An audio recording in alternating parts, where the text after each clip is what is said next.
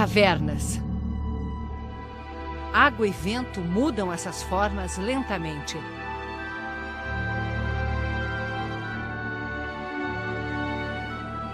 Trazem a terra que cobre e preserva milhares de anos de uma história aos poucos descoberta. A chegada ao continente americano da espécie que conquistou o planeta, o Homo sapiens. Como a humanidade chegou até aqui, a milhares de quilômetros de onde a espécie surgiu na África? Caminhando, sem rumo definido. Seguia animais de caça, buscava frutas, raízes, fugia da seca ou do frio. E como não tinha cidades e nem lavouras, uma vez que avançava, também não tinha motivos para voltar para trás. Assim chegou até a América do Sul, a última fronteira da humanidade, na incrível jornada da vida.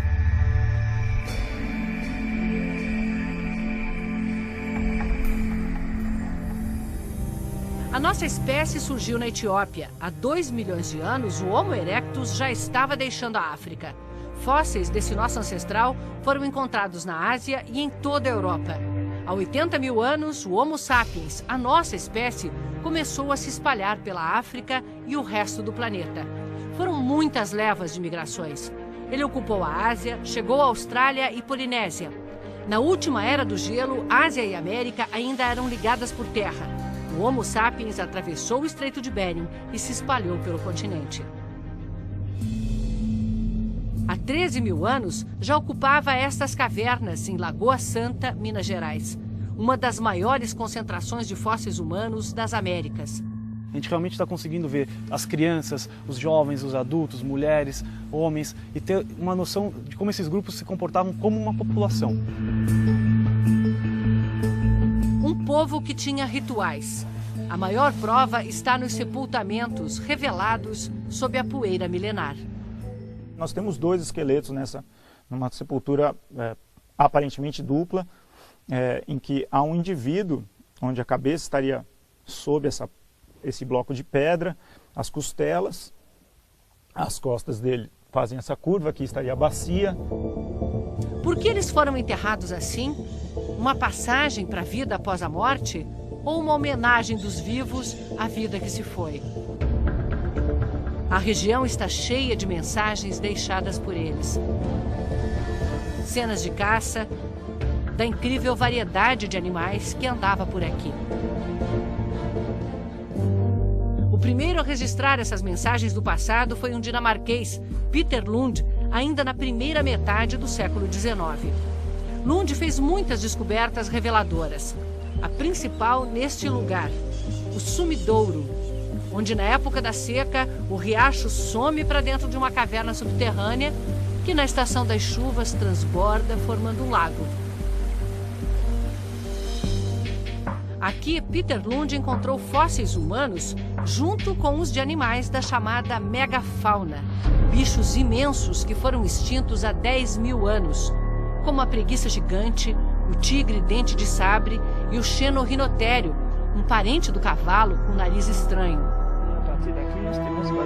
Um século e meio depois, nos anos 70, o professor André Proust era um jovem pesquisador da missão francesa que veio estudar a região.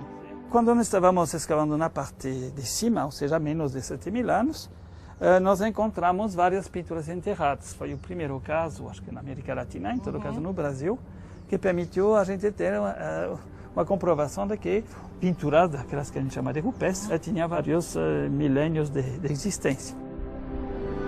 Foram anos seguidos de pesquisa até juntar as provas de vida humana aqui há mais de 10 mil anos. Nesta fenda, eles encontraram ossos humanos espalhados. Primeiro, partes do corpo. No ano seguinte, o crânio. Ainda foi preciso um tempo para eles entenderem que pertenciam todos ao mesmo indivíduo. Uma mulher que morreu ou foi enterrada aqui há 13 mil anos.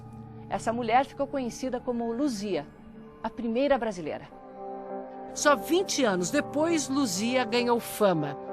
O pesquisador Walter Neves, da USP, estudou o fóssil. Ela faz parte da primeira população humana que entrou no continente americano. Né? Ou seja, analisando o formato do crânio, as cavidades dos olhos, os dentes, Walter viu que Luzia era negroide, muito parecida com os aborígenes australianos e muito diferente dos índios que a gente conhece. Nós propusemos, então, no final dos anos 80, de que a América teria sido ocupada por duas populações distintas.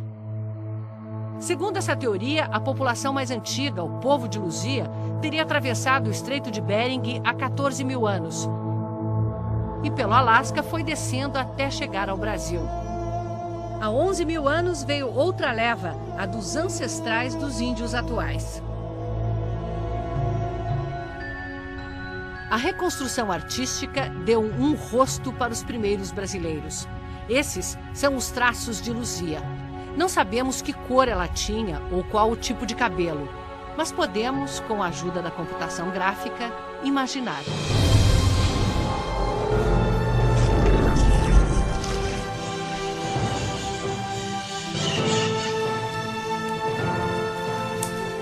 E não é só o rosto.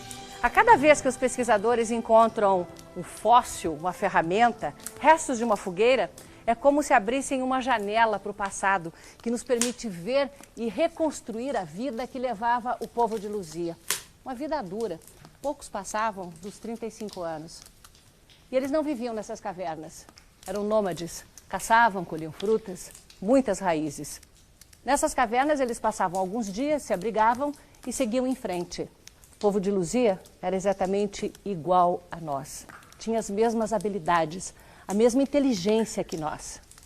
Éramos nós, antes das cidades, do desenvolvimento, da agricultura, iguais a nós, num mundo muito diferente e perigoso.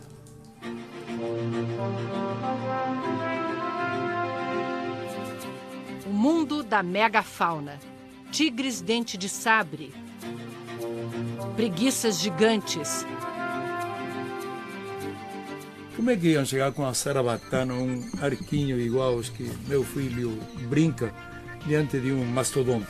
Diante de uma preguiça gigante que tinha pelo menos 70 centímetros de garra. Era o primeiro astronauta brasileiro, o sopapo que ia receber entrava em órbita. O maior terror do povo de Luzia devia ser correr de um tigre dente de sabre. Por razões que nós não conseguimos explicar, eles não caçavam essa megafauna. Mas entre as 70 mil peças do Museu de Ciências Naturais de Belo Horizonte, o professor Cartelli tem provas de que eles não desperdiçavam a carne se encontrassem o bicho morto, um osso de preguiça gigante. Este osso equivale aqui. É este osso Esse aqui. Aqui houve nitidamente um trabalho de arrancar aqui esses cortes. Neste sentido, a natureza não pode fazer isso. O que aconteceu com o povo de Luzia quando os outros chegaram? Em alguns pontos do Brasil, há indícios de que ele sobreviveu até o século XIX. Em alguns locais eles foram completamente substituídos, como por exemplo na costa brasileira, você não tem vestígio dessas populações, né? E em algumas regiões houve cruzamento entre essas duas levas. Mas seriam mesmo esses os primeiros brasileiros?